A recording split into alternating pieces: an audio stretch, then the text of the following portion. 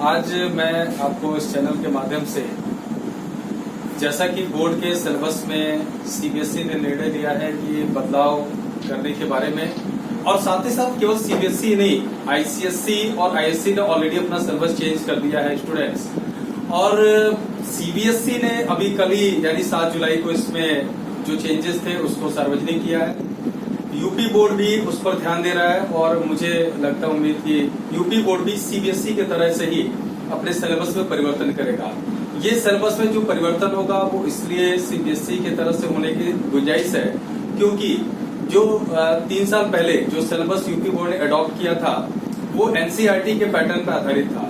चूंकि सीबीएसई पूरी तरह से एनसीईआरटी के पैटर्न पे चलती है, तो मुझे ये जो अनुमान लग रहा है कि यूपी बोर्ड भी ऑलमोस्ट वही परिवर्तन करेगी। आइए देखते हैं कि क्या परिवर्तन हुआ है आपके क्लास 12 बोर्ड के पैटर्न पे और जो एग्जाम है उस पर क्या परिवर्तन हुआ है।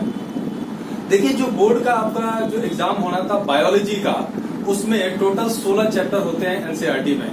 उन 16 चैप्टर से आपके 70 नंबर के क्वेश्चन आते हैं जिसका स्प्लिट सिलेबस बटा हुआ है। ठीक है, अब सीबीएसई ने ये देखा कि उसमें से 30% सिलेबस को हमें कम करना है क्योंकि अप्रैल, मई और फिर जुलाई में कोई क्लासेस अभी तक चली नहीं है और 31 जुलाई तक वैसे भी क्लासेस चलेंगी नहीं। जो भी निर्णय होगा वो 31 जुलाई के पहले लिया जाएगा, लेकिन जो अनुमान है वो यही कहते हैं कि क्लासेस शायद 1 सितंबर से ही शुरू हो पाए।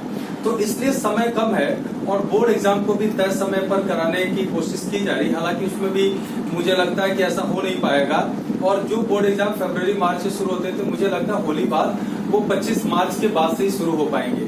ठीक है, तो उसमें आपको परेशान होने की जरूरत नहीं है।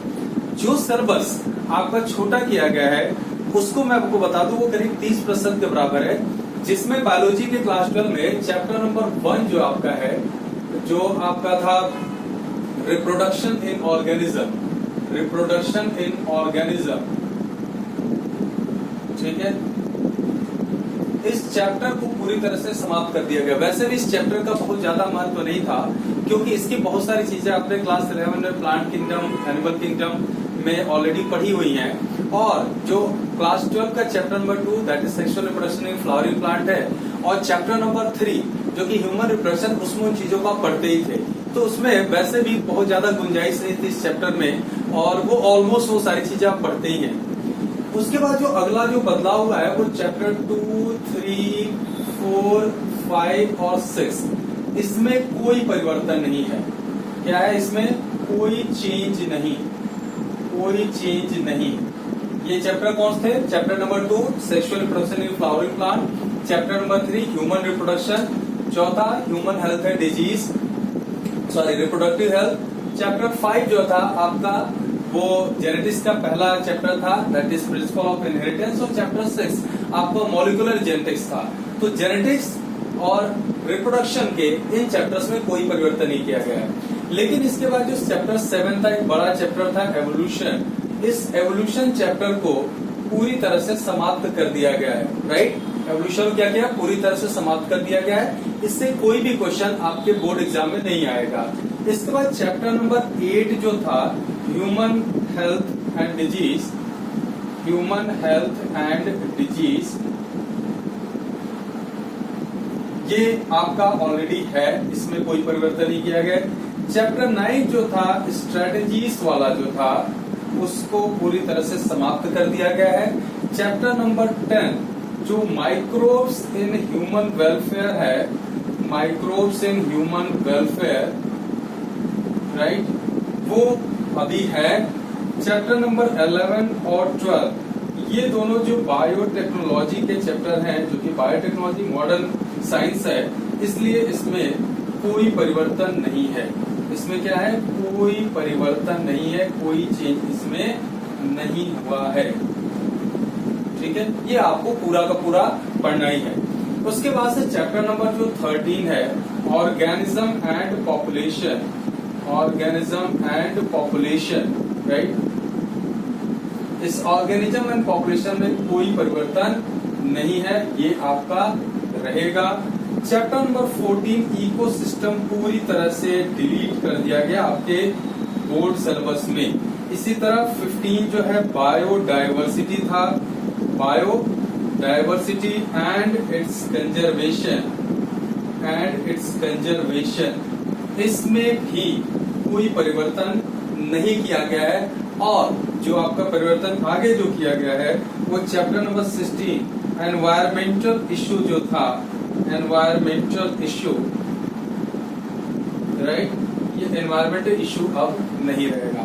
तो आप देख सकते हैं कि ये चैप्टर्स आपके हैं और कौन से चैप्टर समाप्त नहीं हुए, यानी कि सीधी सी बात है कि आपका चैप्टर नंबर 1, 7, 9, 14 और 16 अब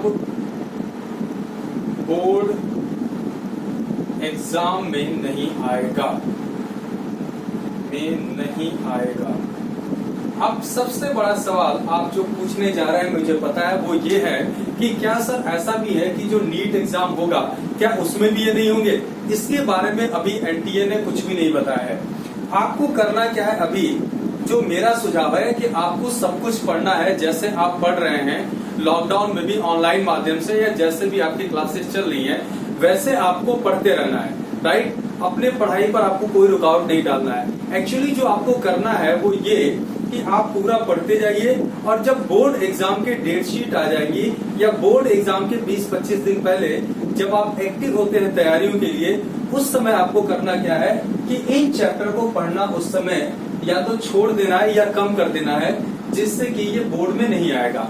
अब इसका परिवर्तन क्या होगा, बोर्ड एग्जाम में ये क्वेश्चन नहीं आएंगे तो आप जो जानते हैं कि टोटल आपका 70 मार्क्स का थ्योरेटिकल एग्जाम होता है। तो जो 70 नंबर का थ्योरेटिकल एग्जाम होता है उसमें से ये जो चैप्टर थे जिनको कि अब हटाया जा रहा है, ये 22 से लेके 26 कितने आ रहे हैं, 22 से 26 मार्क है ना, 22 से 26 मार्क्स के क्वेश्चन जो है वो इसमें पूछे जाते हैं, ठीक है। इसका सीधा मतलब है कि ये जो 22 से 26 मार्क आपके कम हो रहे हैं वो कहीं न कहीं जाकर जुड़ेंगे।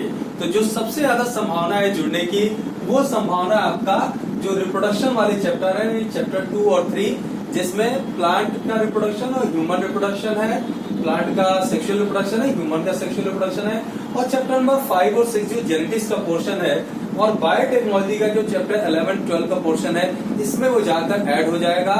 यानी कि अब जो वेटेज है वो जेनेटिक्स, रिप्रोडक्शन और बायोटेक्नोलॉजी का वो वेटेज आपका बढ़ जाएगा। इसी तरीके से आपका जो प्रैक्टिकल एग्जाम का है, प्रैक्टिकल एग्जाम में भी थोड़ा बहुत परिवर्तन किया गया है। उसमें आपके जो बहुत ज्यादा प्रैक्टिकल के हिस्से हैं उसको कम कर दिए गए, उसके लिए आपको बिल्कुल परेशान होने की जरूरत नहीं है। स्कूल में आपके वो जब भी स्कूल खोलेंगे वो प्रैक्टिकल एग्जाम आपके करा दिए जाएंगे, ठीक है। तो जहां तक मेरा मानना है कि अभी ये सब चीजें बोर्ड के लिए की गई हैं, बोर्ड जो कि फरवरी में हो रहा था, मुझे नहीं लगता कि होगा, वो मार्च एंड में ही शुरू हो पाएगा। और हो सकता है कि आगे के दिशा निर्देश में आए कि बोर्ड एग्जाम के बाद आपके रिमीडियल क्लासेस चला के और क्या किया जाए, जो बचा हुआ सिलेबस यानी जो हटाया हुआ सिलेबस है उसको आपको स्कूल बोले कि उसको पढ़ाने के लिए, और हो सकता है वो एनटीए नीट के भी एग्जाम में आए। तो आगे के वीडियो के लिए आप अपडेट के लिए आगे देखते रहिए। जैसे ही कोई अपडेट मिलता है, यूपी बोर्ड से रिलेटेड कोई अपडेट मिलता है, एनटीए नीट का इस सिलेबस पे क्या प्रभाव पड़ेगा, कोई अपडेट मिलता है, मैं तुरंत उसको बताऊंगा।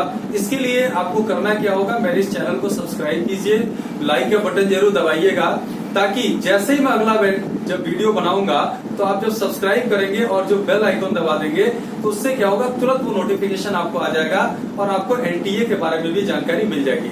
Okay, thank you so much for watching this video. Have a nice day.